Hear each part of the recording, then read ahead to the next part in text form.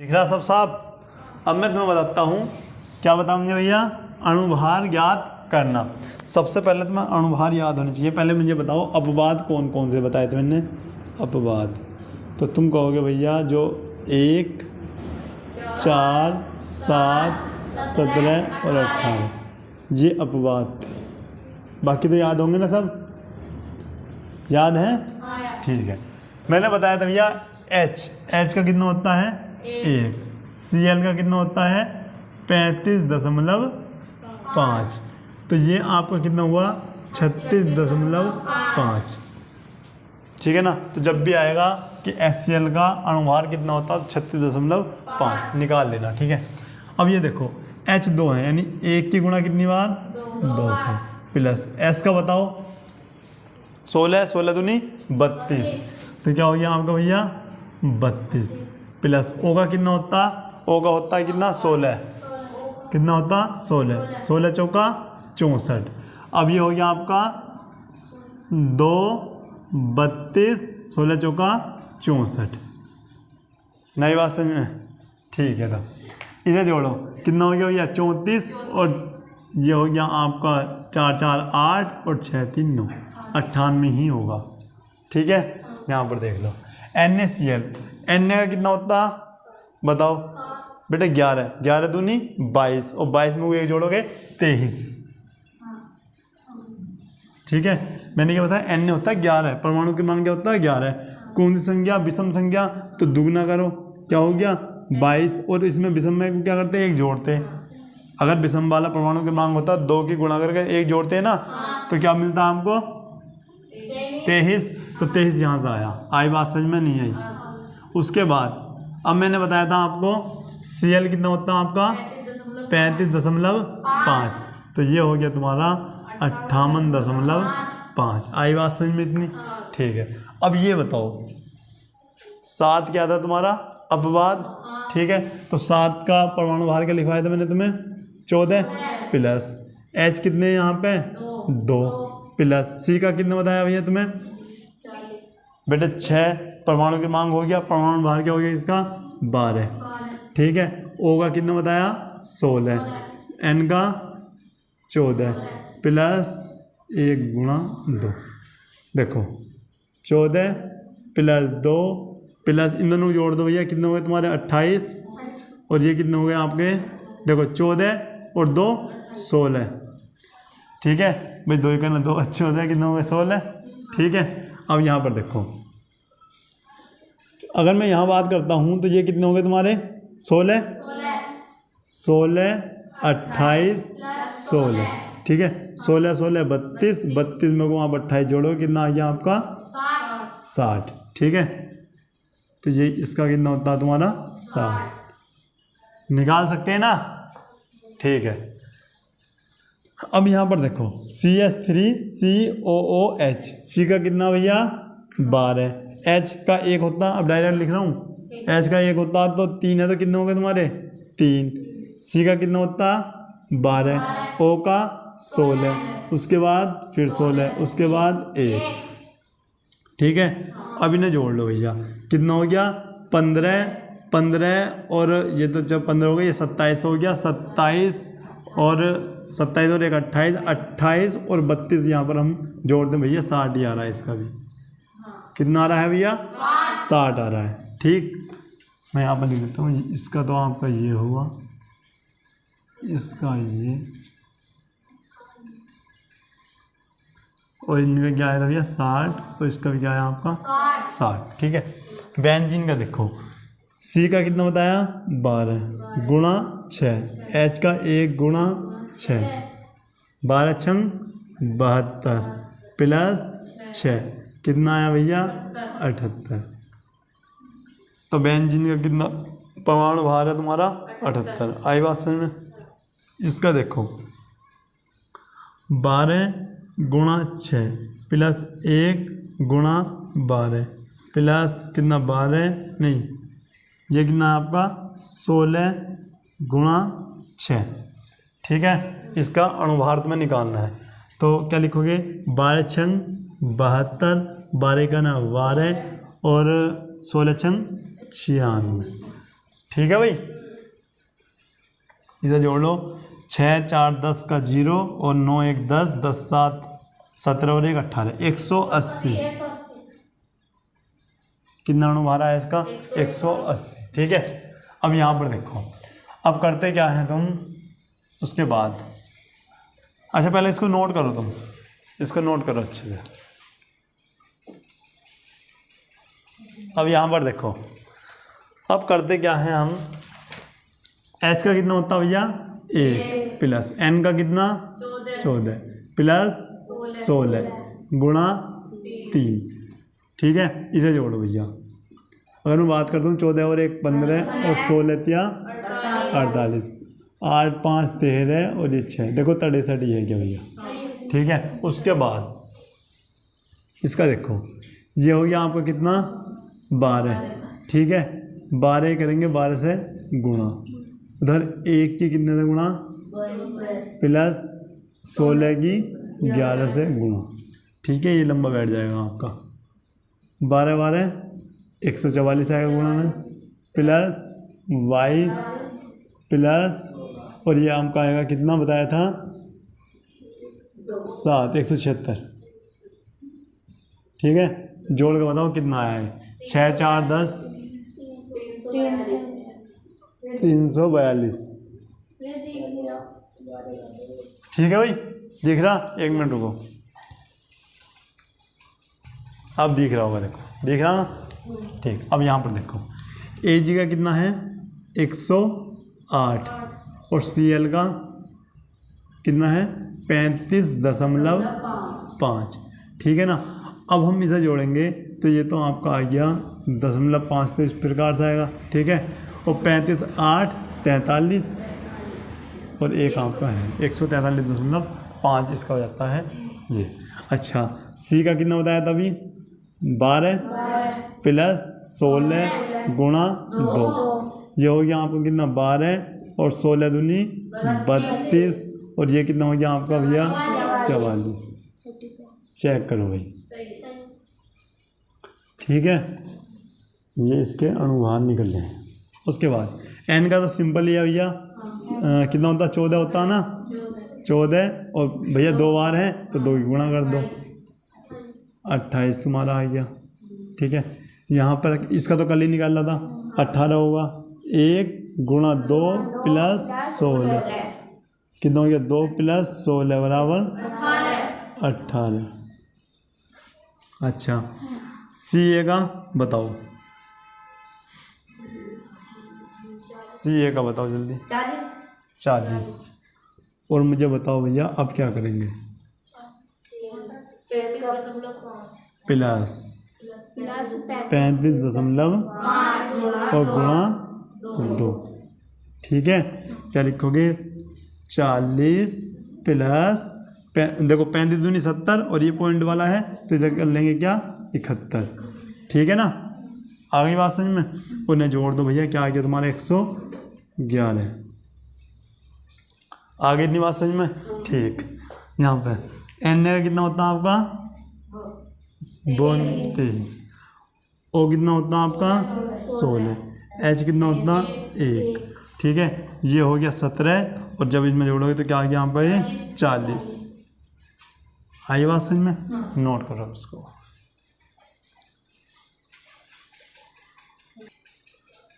यहाँ पर देखो, दिख रहा तुम्हें? देखो, अब जो आता है आपका अधात्री अथवा मैट्रिक्स, और क्या है भैया तुम्हारी? गैंट। मैंने क्या बताया था तुम्हें अभी तक? जो मैंने पढ़ाया है वो क्या पढ़ाया तुम्हें? यहाँ पर समझो, मैंने बताया तुम्हें खनिज। ठीक है ना, क्या बताया था? जो पृथ्वी की भूपट्टी में स्वतंत्र रूप से प्राप्त किए जाते हैं या स्वतंत्र अवस्था में होते हैं, उन्हें क्या बोलते हैं हम? खनिज। ये लिख रहा है, खनिज पृथ्वी पर स्वतंत्र रूप में पाए जाने वाला क्या है? पदार्थ है, जिसमें अनेक प्रकार की अशुद्धियाँ भी होंगी। ठीक है ना, मैंने बताया तुम्हें, जैसे कोई तुमने क्या करा? खुदाई करी। ठीक है, तो उसमें तुम्हें कोई खनिज मिला। ठीक है, खनिज से क्या करते हैं? कम खर्च पर जब उसमें से हम क्या करते हैं? धातु प्राप्त करते हैं। कम खर्च पर उसमें से हम क्या कोई धातु प्राप्त करते हैं उसे क्या बोलते हैं, उस प्रक्रिया को अयस्क। आई बात समझ में? ठीक है। अच्छा अब बताओ, खनिज से अयस्क बनाने के बीच में कुछ चीज़ भी तो निकली होगी भाई। एक बात हो गई, खनिज में क्या बताया, जिसमें अशुद्धियाँ हों, ठीक है, जैसे धूल मिट्टी कण लिख रहा सब, पत्थर हो, कण हो, और ये बालू रेत और चूने का पत्थर हो, ठीक है। अब बताओ, जब हमने खनिज से जिसमें मिलावट थी उससे हमने शुद्ध चीज़ निकाल ली, तो उसके बीच में तो कुछ चीज़ बेकार वाली आई होगी नहीं, उसे ही बोलते हैं हम गैन, ठीक है ना, या फिर आधार या फिर मैट्रिक्स। इतनी बात समझ में आई नहीं आई? ये क्या है, ये भैया अशुद्धि हैं। क्या है? अशुद्धि। इतनी बात समझ में आई? देखो, अशुद्धियाँ मिली होती हैं, जैसे ये सब चीज़ दे रखी है, इन्हीं अशुद्धियों को क्या कहते हैं हम, ठीक है ना। अच्छा अब करते क्या हैं, एक ये इम्पोर्टेंट है, धात्विकी या फिर धातु कण। अयस्क से भौतिक तथा रासायनिक प्रक्रियाओं द्वारा शुद्ध धातु प्राप्त करने की प्रक्रिया को ही क्या बोलते हैं हम, बात समझ में नहीं? ठीक है। अब देखो, अब करते क्या हैं, अब लिखते हैं धातु कण की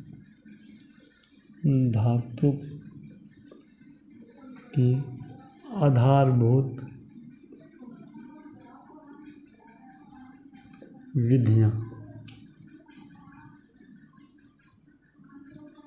हमारी बात समझ में? पहले लिखते हैं अयस्क का सांद्रण, ठीक है ना, ये विधि हो गई। दूसरी क्या है, धातु का निष्कर्षण, ठीक है ना, इस प्रकार से होगा। और तीसरी विधि आपकी आती है कौन सी भैया, धातु का शोधन,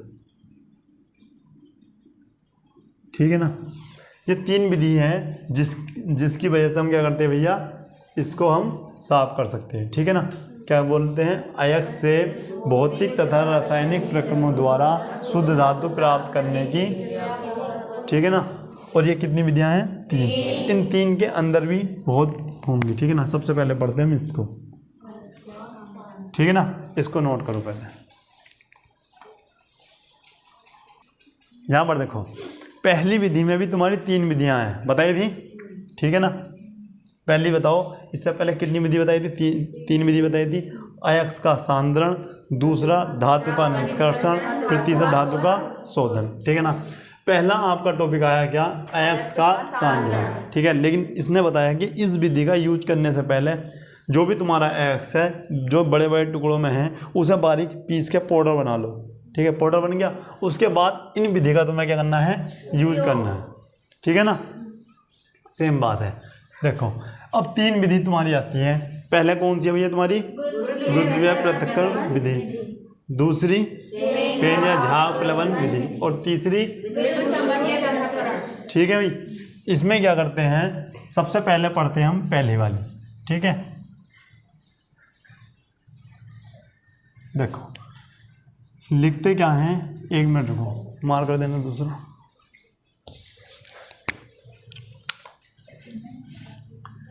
इस विधि में अयस्क का सांद्रण लिखते हैं, इस विधि द्वारा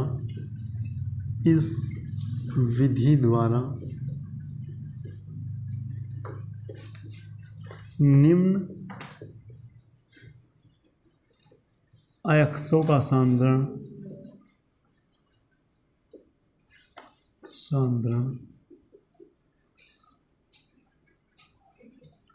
किया जाता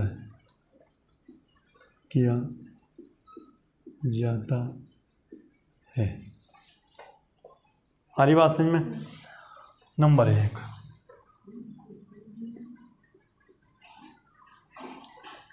SnO2, क्या लिखो भैया, टीन ऑक्साइड। नेक्स्ट आपका आता है Fe3O4,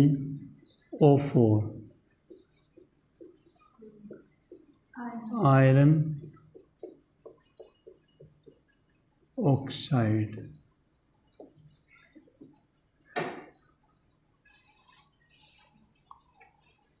देखो MCQ में क्वेश्चन ऐसे आ जाएगा कि SnO2 किस विधि के द्वारा अयस्क का सांद्रण होता है, तो तीनों में से ऑप्शन दे देगा, एक दे देगा, इनमें से कोई नहीं, तो कौन सा ऑप्शन लगाओगे, ठीक है ना। अब पहले इसको नोट करो। अब यहां पर समझो, सबसे पहले मैंने क्या बताया कि भैया इस विधि द्वारा किन किन के अयस्कों का सांद्रण होता है, दो ही थे भैया, SnO2 टीन ऑक्साइड और Fe3O4, ठीक है ना। इनका क्या करते हैं हम, इन अयस्कों का सांद्रण करते हैं। सबसे पहले करते क्या, ध्यान समझो, सबसे पहले करेंगे क्या मैंने बताया था कि इन विधि का यूज करने से पहले उसे बारीक पीस लेंगे, ठीक है ना। और बारीक पीसे हुए अयस्क को पानी से भरे हुए तालाब में खूब, ठीक है ना। ऐसा मान लो जैसे तुमने देखा घर में तुम क्या करते हो, इस प्रकार से आपका कोई टब होगा, गेहूँ धोते हैं, गेहूँ इसी प्रकार से जो गेहूँ की अशुद्धियों को इस प्रकार से गेहूँ डाल के पानी में घुमाते हैं उसे अच्छे से, तो ये क्या कर रहा है, उसको खूब घुमा रहा है, ठीक है, घोल रहा है। क्या लिखा, तालाब में खूब घोलते हैं, ठीक है, जिससे पानी में अशुद्धियाँ घुल जाती हैं। तुमने देखा जो तुम्हारे गेहूँ के साथ जो वे होते हैं ना, मिट्टी के वे क्या होते हैं, वे घुल जाते हैं पानी में, ठीक है ना, रेत उत के जो भी कण होते हैं उसमें। अब होता है यहाँ जिसका घनत्व क्या होगा कम, वो पानी के साथ कहाँ पर हो जाएंगे, उनकी अशुद्धियाँ ऊपर, और जिसका घनत्व ज़्यादा वो नीचे, ठीक है। कभी देखा गेहूँ भी ऊपर होते हैं क्या, वे नीचे बैठ जाते हैं, और अशुद्धियाँ ऊपर, उनके साथ भी नहीं होती, भूस के तिंगे होते हैं ना, वे भी कहाँ पर रहते हैं आपके ऊपर, क्योंकि उनका घनत्व क्या है भैया, कम है। बात समझ में आई नहीं आई, वे दो बताओ। ऐसा मान लो ये आपका क्या है भैया, पानी, और ये आ गए आपके कौन, बेटे अयस्क के कण है फिलहाल से, है नी, गेहूँ तो हमने एग्जाम्पल दिया है।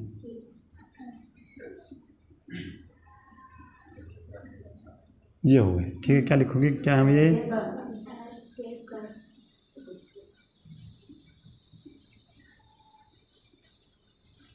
ठीक है भैया। नीचे क्यों आ गए बताओ, कोई नीचे क्यों आए, ऊपर क्यों नहीं गए, ठीक है।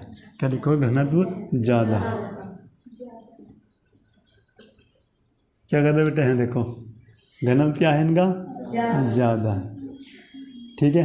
अच्छा, अब ये आपके क्या है भैया,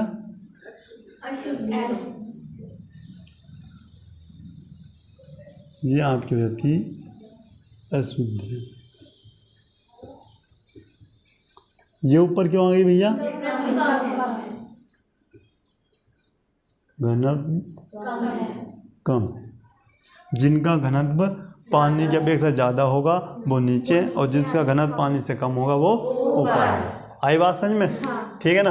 और उसके बाद क्या करते हैं, बस इस विधि द्वारा इनको अलग कर दिया जाता है। ये विधि कौन सी विधि कहलाती है आपकी, गुरुत्वीय प्रतिक्रिया। आई बात समझ में, नोट करो इसको। नेक्स्ट जो है तुम्हारा दूसरा, फेन प्लवन विधि भी बोलते हैं इसे, या फिर दूसरा नाम क्या है, झाग प्लवन विधि, ठीक है ना। इसके द्वारा किसका सांद्रण किया जाता है, सल्फाइड अयस्कों का, ठीक है ना। लास्ट में क्या आना चाहिए भैया, एस है, ठीक है ना। हरी बात समझ में, क्या पूछेगा, निम्न में से कौन सी विधि का प्रयोग सल्फाइडो अयस्कों का सांद्रण करने के लिए किया जाता है, तो कौन सी का, झाग प्लवन विधि या फिर फेन प्लवन विधि, ठीक है ना। अब देखो कॉपर पाइराइट हो गया आपका, बाकी ये सब है, ठीक है, हिंदी में अब दिख जाएगी तुमको, ठीक है। अब यहाँ पर देखो, पहली बात, इस विधि द्वारा सल्फाइड अयस्कों का क्या करते हैं भैया, हम सांद्रण करते हैं, ठीक है, बोर्ड पे लिख भी रहा है। उसके बाद देखो इस विधि में करते क्या, सबसे पहले बारीक पिसे हुए अयस्क को एक बड़े टैंक में भर लेते हैं, टैंक भी तुम्हें दिख रहा होगा, ठीक है भाई।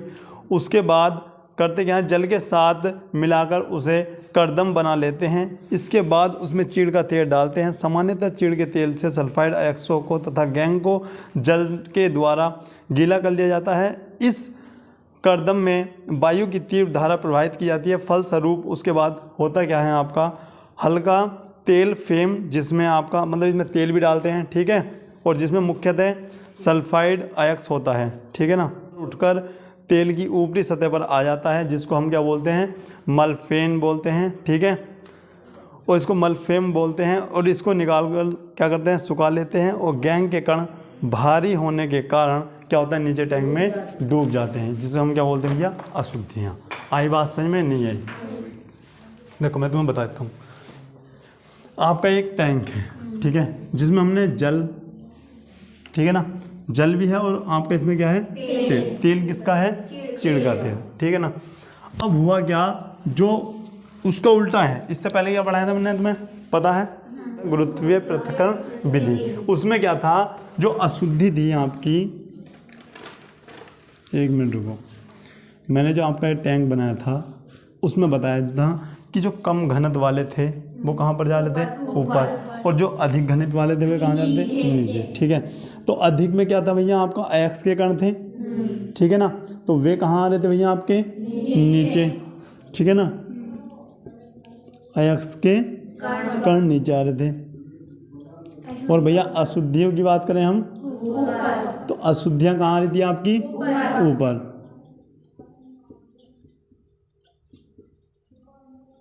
ठीक है ना। इसमें तुम देख रहे हो इसका उल्टा हो रहा नहीं हो रहा, और ये उल्टा केवल तेल की वजह से हो रहा, ठीक है ना। होता क्या है, इसमें तेल और जल मिला दिया, ठीक है ना, और झाग उत्पन्न करने के लिए पंपिंग की जाती है, मतलब तेज हवा इसमें भेजी गई है, ठीक है। ये जो हवा जा रही है ना, तो इसके अंदर तुमने देखा जब पानी के अंदर एक पाइप लेना है, जब हवा भेजते हैं तो बुलबुले उठते हैं। बुलबुले जब इसमें उठेंगे तो भैया क्या होगा, झाग बनेंगे, और झाग बनेंगे तो ऊपर इस प्रकार से आएंगे, और जो अयस्क के कण होंगे, अयस्क युक्त, ये आपके क्या हो जाते हैं, झाग, जिसे हम क्या बोलते हैं, मलफेन, बताया था ना अभी, ठीक है। और इन्हें भैया सुखा लिया जाता है, और ठीक है ना, बाकी जो अशुद्धियाँ हैं वो आपकी नीचे इकट्ठी हो जाती है। आई बात समझ में? नहीं है, ठीक है, नोट करो इसे। यहाँ पर देखो भाई, अब यहाँ पर देखो तीसरी विधि पढ़ते हैं, ठीक है। कौन सी विधि है भैया, विद्युत चुंबकीय पृथक्करण विधि, ठीक है ना। इस विधि में सबसे पहले चुंबकीय अयस्क, ठीक है, होता, और भैया जो आपका आयरन अयस्क है उनका क्या करते हैं, संबद्ध करते हैं। और सबसे पहली बात, इसमें एक चमड़े का पट्टा होता है, और दो क्या होते हैं इसमें, ठीक है।